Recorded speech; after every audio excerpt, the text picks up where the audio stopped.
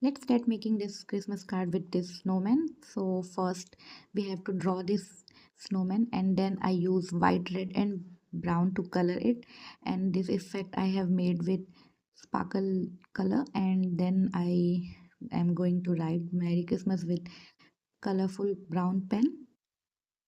So now this is how it is looking after writing this, and inside I have used this green, red for making these things, and brown to write again enjoy the holiday, and then make this tree with green and red. I have made it this to look it the this card a little bit cute. So now it is how it is looking, but I think something is missing inside here, and so I have created a little effect and also write this let it down, let it snow. So it is looking good after this, and the card is filled, and no space is unnecessary spaces are there. If you are confused how to what to write, so you can use my channel to find ideas for you. So now it is how it is looking. So if you like, please like this video